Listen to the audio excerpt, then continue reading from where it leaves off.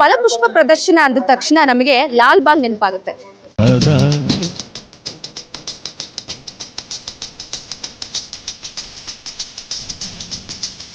ನಮಗೆ ಸುತ್ತಮುತ್ತ ಬರೀ ಹಸಿರು ಮರಗಳು ಕಾಣಿಸ್ತಾ ಇದೆ. ಹಸಿರು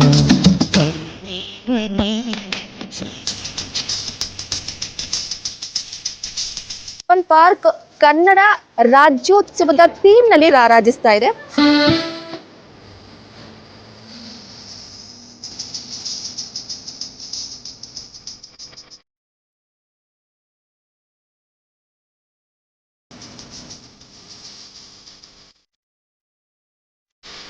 ಹಾಯ್, ನಮಸ್ಕಾರ ವೀಕ್ಷಕರೇ. ನೋಡಿ, ಫಲಪುಷ್ಪ ಪ್ರದರ್ಶನ ಅಂದ ತಕ್ಷಣ ನಮಗೆ ಲಾಲ್ ಬಾಗ್ ನೆನಪಾಗುತ್ತೆ. ಲಾಲ್ ಬಾಗ್ ಆದ ತಕ್ಷಣ ಬೆಂಗಳೂರಿನಲ್ಲಿ ಸಿಟಿ ಮಂದಿ ಕಾಯ್ತಾ ಇರ್ತಾರೆ. ನಾವು ಪ್ರತಿ ವರ್ಷ ಸ್ವಾತಂತ್ರ್ಯ ದಿನಾಚರಣೆ ಹಾಗೆ ಗಣರಾಜ್ಯೋತ್ಸವದ ದಿನ ಫಲಪುಷ್ಪ ಪ್ರದರ್ಶನವನ್ನ ನೋಡ್ಬೇಕು ಅಂತ. ಆದ್ರೆ ಪ್ರಪ್ರಥಮ ಬಾರಿಗೆ ಕನ್ನಡ ಮತ್ತು ಸಾಂಸ್ಕೃತಿಕ ಇಲಾಖೆಯಿಂದ ಕಬ್ಬನ್ ಪಾರ್ಕ್ ನಲ್ಲಿ ಫಲಪುಷ್ಪ ಪ್ರದರ್ಶನವನ್ನ ಏರ್ಪಾಡು ಮಾಡಲಾಗಿದೆ. ಇಡೀ ಕಬ್ಬನ್ ಪಾರ್ಕ್ ಕನ್ನಡ ರಾಜ್ಯೋತ್ಸವದ ಥೀಮ್ ನಲ್ಲಿ ರಾರಾಜಿಸ್ತಾ ಇದೆ. ನೀವು ಗಮನಿಸ್ತಾ ಇರ್ಬೋದು ನನ್ನ ಹಿಂದೆ ಈಗಾಗಲೇ ಕರ್ನಾಟಕ ಬಾವುಟ, ಕನ್ನಡಿಗರ ಬಾವುಟ, ಆತ್ಮಸ್ಥೈರ್ಯದ, ಪ್ರಾಮಾಣಿಕತೆಯ, ಗೌರವದ ಬಾವುಟ ಈಗಾಗಲೇ ರಾರಾಜಿಸ್ತಾ ಇರುವಂತದ್ದು. ಇಡೀ ಕಬ್ಬನ್ ಪಾರ್ಕ್ ತುಂಬಾ ಸಿಟಿ ಮಂದಿ ಫುಲ್ ಖುಷಿ ಪಡ್ತಿದ್ದಾರೆ, ಅದ್ರ ಜೊತೆಗೆ ಎಂಜಾಯ್ ಮಾಡ್ತಾ ಇದ್ದಾರೆ. ಪ್ರಮುಖವಾಗಿ ನೋಡಿ, ವಯಸ್ಕರಿಗೆ 30 ರೂಪಾಯಿ ಹಾಗೆ ಹಿರಿಯರಿಗೆ 10 ರೂಪಾಯಿ ಚಾರ್ಜ್ ಮಾಡಲಾಗುತ್ತೆ. ಸರ್ಕಾರಿ ಶಾಲಾ ಮಕ್ಕಳಿಗೆ ಉಚಿತ ಪ್ರವೇಶವನ್ನ ನೀಡಲಾಗುತ್ತೆ. ಸೊ ಇಲ್ಲಿ ಆನೆ, ಹಂಪಿ, ಅದರ ಜೊತೆಗೆ ನಮ್ಮ ಕರ್ನಾಟಕದ ಬಾವುಟ ಪ್ರತಿಯೊಂದನ್ನು ಕೂಡ ಆ ಥೀಮ್ ನಲ್ಲಿ ಎಲ್ಲಾ ರೀತಿಯಲ್ಲೂ ಕೂಡ ಏರ್ಪಾಡು ಮಾಡಿದ್ದಾರೆ. ಸೊ ನೀವು ಇಲ್ಲಿ ಗಮನಿಸ್ತಾ ಇರ್ಬೋದು, ಡಾಲ್ಫಿನ್ ಅನ್ನ ನೋಡ್ತಾ ಇದ್ದೀರಾ. ಅದ್ರ ಜೊತೆಗೆ ನಮ್ಮ ಕರ್ನಾಟಕ ಸಾಮ್ರಾಜ್ಯದ ಇತಿಹಾಸದ ಬಗ್ಗೆ ಹೇಳೋದಕ್ಕೆ 2 ಪದಗಳಲ್ಲಿ ಸಾಲಲ್ಲ.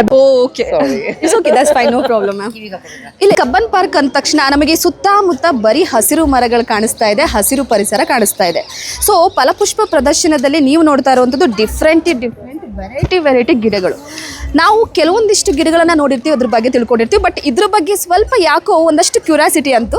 ಬನ್ನಿ ಕೇಳೋಣ ಅವ್ರು ಏನ್ ಹೇಳ್ತಾರೆ ಅಂತ. ಮೇಡಮ್, ನಿಮ್ಮ ಹೆಸರು? ನನ್ನ ಹೆಸರು ಅನು ನಾಗೇಂದ್ರ ಅಂತ. ಓಕೆ ಮೇಡಮ್, ಗಿಡಗಳ ಬಗ್ಗೆ ಹೇಳ್ತೀರಾ? ಯಾವ ಗಿಡ ಇದು? ಯಾವ ತಳಿ ಇದು? ಇದು ಫೈಕಸ್. ನಿಮ್ ತಲೆ ಮೇಲೆ ಇದೆ ನೋಡಿ ಮರ. ಓ ಸೂಪರ್. ಯಾ ಓಕೆ. ಇಲ್ಲಿ ಕಬ್ಬನ್ ಪಾರ್ಕ್ ಅಲ್ಲಿ 1000 ಗಿಡ ಇದೆ ಇದು. Okay okay. ಇದು ಈಸಿಯೆಸ್ಟ್ ಒನ್, ಅದಕ್ಕೆ ನಾವು ಬಿಗಿನರ್ಸ್ಗೆ ಇದ್ರೊಳಗೆ ಹೇಳ್ಕೊಡೋದು. ಓಕೆ ಮ್ಯಾಮ್, ಇದನ್ನ ಬೆಳೆಯೋ ರೀತಿನೂ ಹೇಳ್ಕೊಡ್ತೀರಾ? ಹೇಳ್ಕೊಡ್ತೀವಿ. ಬೆಳೆಯೋ ರೀತಿ ಹೇಳ್ಕೊಡ್ತೀವಿ. ಇದನ್ನ ನೋಡ್ಕೊಳ್ಳೋದು ಹೇಗೆ, ಏನ್ ಫೀಡ್ ಮಾಡಬೇಕು. ಈಗ ನೋಡಿ, ಡಾರ್ಮೆಂಟ್ ಸೀಸನ್, ಇವಾಗ ನಾವು ಫೀಡ್ ಮಾಡಲ್ಲ, ಬರೀ ನೀರ್ ಹಾಕ್ತಿವಿ. ಸೂಪರ್. ಈಗ ಒಂದು ನಾವು ಇದನ್ನ ತಗೊಳ್ತೀವಿ ಅಂತಂದ್ರೆ ಇದಕ್ಕೆ ರೇಟ್ ಎಷ್ಟಿದೆ? ಇದು 3200, ಇದು 3000. ಇಲ್ಲಿಂದಾನೇ ಸೇಲ್ ಮಾಡ್ತೀರಾ ಅಥವಾ ನಿಮ್ಮನ್ನ ಕಾಂಟ್ಯಾಕ್ಟ್ ಮಾಡ್ಬೇಕಾ? ಇಲ್ಲ, ಇಲ್ಲೇ ಮಾಡ್ತೀವಿ. ಇದು 4-5 ವರ್ಷ.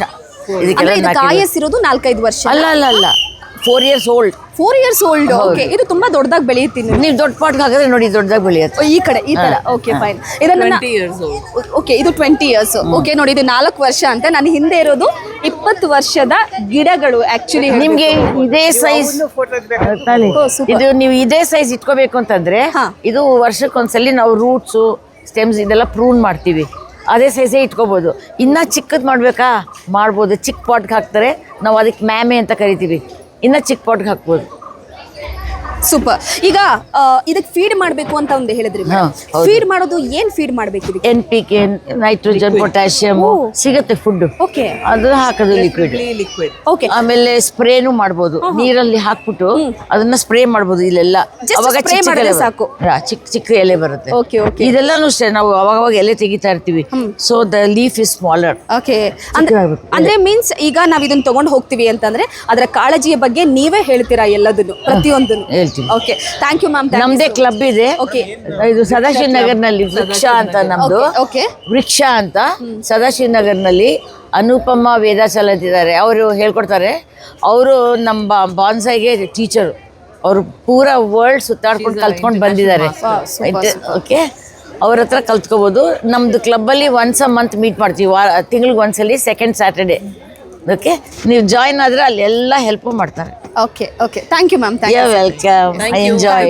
Thank you. ಕಬ್ಬನ್ ಪಾರ್ಕ್ ಅಲ್ಲಿ ಒಂದಷ್ಟು ಸ್ಟಾಲ್ಗಳಿದೆ. ಅದ್ರಲ್ಲಿ ತುಂಬಾ ಆಕರ್ಷಣೀಯವಾಗಿ ಕಂಡಿದ್ದು ಈ ಚಿತ್ರಪಟಗಳಿರುವಂತ ಸ್ಟಾಲ್. ಹಾಗಿದ್ರೆ ನಿಜವಾಗ್ಲೂ ಕೂಡ ಇದು ಕೈಯಲ್ಲಿ ಪೇಂಟಿಂಗ್ ಮಾಡಿರೋದಾ ಅಥವಾ ಇದರ ಪ್ರೈಸ್ ಹೇಗಿದೆ, ಅದರ ಜೊತೆಗೆ ಇದರ ಕಲಾವಿದರು ಯಾರಿದ್ದಾರೆ ಅದೆಲ್ಲವನ್ನ ತಿಳ್ಕೊಳ್ಳೋಣ ಬನ್ನಿ. ಬಾಬು ರಾಜೇಂದ್ರ ಪ್ರಸಾದ್ ಅವರು ನಮ್ಮ ಒಟ್ಟಿಗಿದ್ದಾರೆ. ಇದ್ರ ಬಗ್ಗೆ ಕೆಲವೊಂದಿಷ್ಟು ಮಾಹಿತಿಯನ್ನ ಕೊಡ್ತಾ ಹೋಗ್ತಾರೆ. ಸರ್ ನಮಸ್ತೆ.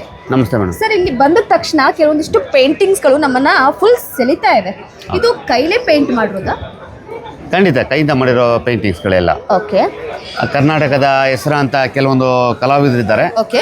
ಅವರ ಒಂದು ಪೇಂಟಿಂಗ್ಸ್ಗಳು ನಮ್ಮ ಚಿತ್ರಕಲಾ ಪರಿಷತ್ತಲ್ಲಿ ಒಂದು ಆರ್ಟ್ ಮಾರ್ಟ್ ಅಂತ ಇದೆ. ಅದು ಸೇಲ್ಸ್ ಕೌಂಟರ್ ಇದೆ. ವರ್ಷದ 365 ದಿವಸಗಳ ಕಾಲ ಓಪನ್ ಇರುತ್ತೆ. ಅಲ್ಲಿ ಏನಾಗುತ್ತೆ ಅಂದರೆ ಕರ್ನಾಟಕದ ಮತ್ತು ಹೊರ ರಾಜ್ಯದ ಕೆಲವೊಂದು ಹೆಸರಾಂತ ಕಲಾವಿದರ ಕಲಾಕೃತಿಗಳನ್ನು ನಾವು ಕಲೆಕ್ಟ್ ಮಾಡಿಕೊಂಡು ಅಲ್ಲಿ ಡಿಸ್ಪ್ಲೇ ಮಾಡಿರ್ತೀವಿ.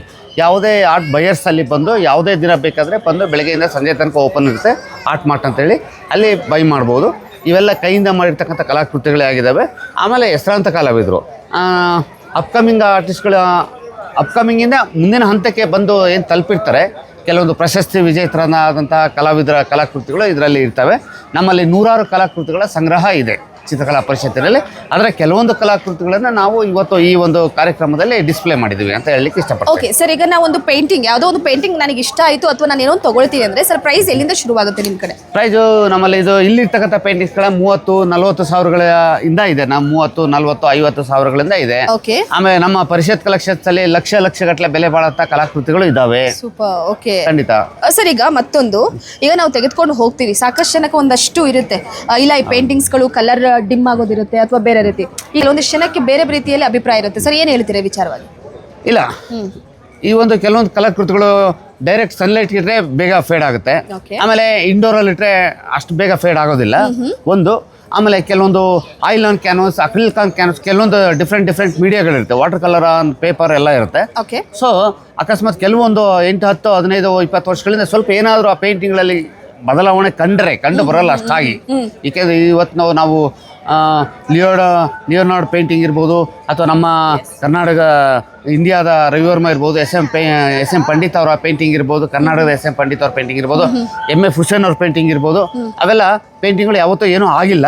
ಅಕಸ್ಮಾತ್ ಪರಿಸ್ಥಿತಿಯ ಬದಲಾವಣೆ, ಒಂದು ನಮ್ಮ ಹವಾಮಾನ ವೈಫಲ್ಯದಿಂದ ಏನಾದರೂ ಹೆಚ್ಚು ಕಡಿಮೆ ಆದರೆ ಅದಕ್ಕೆ ಕನ್ಸರ್ವೇಷನ್ ಸೆಂಟರ್ ಅಂತ ಇರುತ್ತೆ. ಅದು ನಮ್ಮ ಚಿತ್ರಕಲಾ ಪರಿಷತ್ತಲ್ಲೂ ಕೂಡ ಇದೆ. ನಿಮ್ಮಲ್ಲೇ ಇದೆ? ಹೌದೌದು, ಖಂಡಿತ. ಅದಕ್ಕೆ ಅದರದೇ ಆದಂಥ ಒಂದು ಟ್ರೀಟ್ಮೆಂಟ್ಗಳನ್ನ ಕೊಟ್ಟು ಮತ್ತೆ ಅದು ಮೂಲ ಕಲಾಕೃತಿ ಹೆಂಗಿರುತ್ತೋ ಅದನ್ನ ಆ ಥರ ಮಾಡಿಕೊಡ್ತೀವಿ. Thank you sir. ನಮಸ್ಕಾರ. ಜೇನ್ ಯಾರಿಗೆ ಇಷ್ಟ ಆಗಲ್ಲ? ಎಲ್ರಿಗೂ ಕೂಡ ಜೇನ್ ಅಂದ್ರೆ ತುಂಬಾ ಇಷ್ಟ ಆಗೋದು. ಆದ್ರೆ ಜೇನಲ್ಲೂ ಕೂಡ ವೆರೈಟೀಸ್ ಇರುತ್ತೆ. ಈಗ ನಾವು ಹಳ್ಳಿ ಕಡೆ ಹೆಜ್ಜೇನು, ಕಾಡ್ಜೇನು, ನೊಣಜೇನು ಈ ರೀತಿಯಾಗಿ ಕೇಳಿರ್ತೀವಿ. ಆದ್ರೆ ತೋಟಗಾರಿಕೆ ಇಲಾಖೆಯಿಂದನೇ ಪ್ರಸ್ತುತಪಡಿಸ್ತಾ ಇರುವಂತ ಈ ಜೇಂಖಾರ ಅನ್ನುವಂತಹ ಜೇನು, ಹಾಗಿದ್ರೆ ಇದು ಎಷ್ಟು ಉತ್ತಮದಾಯಕ, ನಿಜವಾಗ್ಲೂ ಕೂಡ ಪ್ಯೂರ್ ಆಗಿರುವಂತಹ ಜೇನು ತುಪ್ಪನ, ಇದ್ರ ಬಗ್ಗೆ ಒಂದಷ್ಟು ಮಾಹಿತಿಯನ್ನ ನೀಡ್ತಾ ಹೋಗ್ತಾರೆ. ಮೇಡಮ್, ನಿಮ್ಮ ಹೆಸರು? ನನ್ನ ಹೆಸರು ಗೀತಾ ಅಂತೇಳಿ. ನಾವು ಕರ್ನಾಟಕ ಜೇನು ಸಾಕಾಣಿಕೆ ಕೇಂದ್ರದವರು. ಸೂಪರ್. ನಾವು ಕರ್ನಾಟಕದಾದ್ಯಂತ ಸ್ಥಳಾಂತರ ಜೇನು ಕೃಷಿ ಮಾಡಿಕೊಂಡೇ ಜೇನು ತುಪ್ಪನ ಉತ್ಪಾದನೆ ಮಾಡ್ತಾ ಇರೋದು. ನೈಸ್. ಓಕೆ. ನಮ್ಮ ಜೇನು ಪೆಟ್ಟಿಗೆಗಳನ್ನ ರೈತರು ಹೊಲದಲ್ಲಿ ಎಲ್ಲೆಲ್ಲಿ ಹೆಚ್ಚು ಕೃಷಿ ಬೆಳೆಯಿಂದ ಬರುವಂತ ಹೂಗಳು ಸಿಗತ್ತೆ, ಅಲ್ಲಿ ನಾವು ಜೇನು ಪೆಟ್ಟಿಗೆ ಇಟ್ಟಾಗ ರೈತರಿಗೆ ಪರಾಗಸ್ಪರ್ಶ ಕ್ರಿಯೆ ಆಗುತ್ತೆ, ಪ್ಲಸ್ ನಮ್ಗೆ ಪ್ಯೂರ್ ಹನಿ ಸಿಗತ್ತೆ.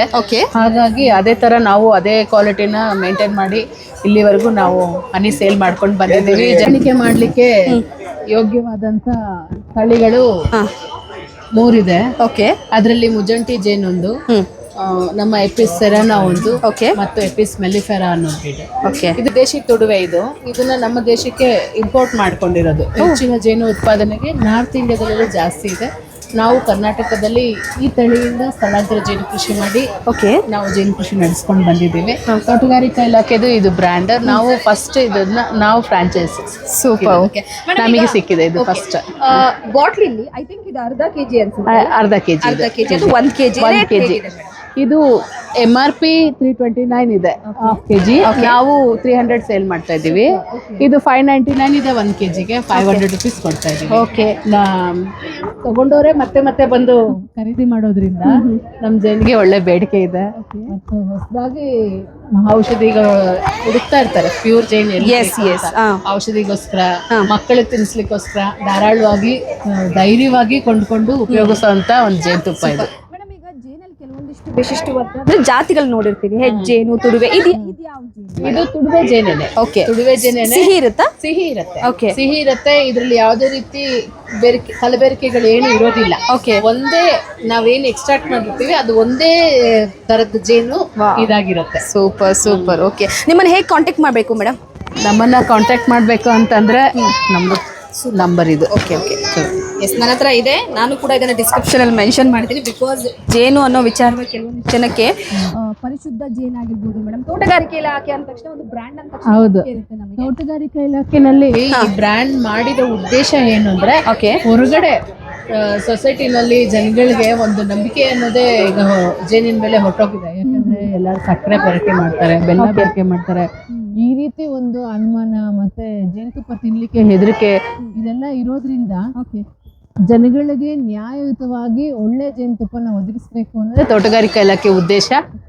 ಅದೇ ಕಾರಣದಿಂದ ನಮ್ಮ ಕರ್ನಾಟಕ ಸರ್ಕಾರ ತೋಟಗಾರಿಕಾ ಇಲಾಖೆಯವರು ಈ ಬ್ರ್ಯಾಂಡ್ ಮಾಡಿರೋದು. ಮತ್ತೆ ಈ ಜೇಂಕಾರ ಅನ್ನೋ ಹೆಸರು ಕೂಡ ತುಂಬಾ ಅದ್ಭುತವಾಗಿದೆ. ಇದು ಜೇನಿನ ನೊಣಗಳ ಒಂದು ಅದು ಗುನುಗುನು. Thank you so much. ನೋಡಿದ್ರಲ್ಲ, ಕಬ್ಬನ್ ಪಾರ್ಕ್ನ ಫಲಪುಷ್ಪ ಪ್ರದರ್ಶನ ಪ್ರತಿ ವರ್ಷ ನಾವು ಲಾಲ್ಬಾಗಲ್ಲಿ ನೋಡೋ ರೀತಿನೇ ಕಬ್ಬನ್ ಪಾರ್ಕಲ್ಲೂ ಕೂಡ ಅಷ್ಟೊಂದು ನಮ್ಮನ್ನೆಲ್ಲ ಆಕರ್ಷಣೆ ಮಾಡ್ತಾ ಇದೆ. ನೋಡಿ, ಕಬ್ಬನ್ ಪಾರ್ಕ್ ಅಂದ ತಕ್ಷಣ ಕೇವಲ ಲವ್ವರ್ಸ್ಗಳಿಗೆ ಮಾತ್ರ, ಪರಿಸರ ಪ್ರೇಮಿಗಳಿಗೆ ಮಾತ್ರ ಅನ್ನೋದಿತ್ತು. ಆದರೆ ಈ ಬಾರಿಯ ಫಲಪುಷ್ಪ ಪ್ರದರ್ಶನದಿಂದ ಅದೆಲ್ಲ ಕೂಡ ಸುಳ್ಳಾಗಿದೆ. ಪ್ರತಿಯೊಬ್ಬರೂ ಕೂಡ ಕಬ್ಬನ್ ಪಾರ್ಕಿಗೆ ಬಂದು ಈ ಫಲಪುಷ್ಪ ಪ್ರದರ್ಶನವನ್ನು ನೋಡಲೇಬೇಕು. ಯಾಕಂದರೆ ಡಿಸೆಂಬರ್ 7ರವರೆಗೂ ಕೂಡ ಇರುತ್ತೆ. ನವೆಂಬರ್ 27ರಿಂದ ಶುರುವಾಗಿದ್ದು ಡಿಸೆಂಬರ್ 7ರವರೆಗೂ ಕೂಡ ಈ ಫಲಪುಷ್ಪ ಪ್ರದರ್ಶನ ಇರುತ್ತೆ. ಯಾರು ಮಿಸ್ ಮಾಡಬೇಡಿ, ಮಕ್ಕಳನ್ನ ಕರೆದುಕೊಂಡು ಬನ್ನಿ. ಹಾಗೆ ಅದರ ಜೊತೆಗೆ ಥರ ರೀತಿಯ ನಾನಾ ತಳಿಗಳ ಹೂವನ್ನು ನೀವಿಲ್ಲಿ ನೋಡ್ಬೋದು. ಅದರ ಜೊತೆಗೆ ಎಂಜಾಯ್ ಕೂಡ ಮಾಡ್ಬೋದು. ಅದಕ್ಕಿಂತ ಮುಂಚೆ ನಮ್ಮ ಚಾನಲ್ಗಿನ್ನೂ ಸಬ್ಸ್ಕ್ರೈಬ್ ಆಗಿಲ್ಲ ಅಂದರೆ ಸಬ್ಸ್ಕ್ರೈಬ್ ಆಗಿ, ಬೆಲ್ ಐಕನ್ ಕ್ಲಿಕ್ ಮಾಡಿ, ಮರೀದೇ ಸಬ್ಸ್ಕ್ರೈಬ್ ಆಗಬೇಕು ಅಂತ ಕೇಳ್ಕೊಳ್ತಾ ಇದ್ದೀನಿ. ನಮಸ್ಕಾರ.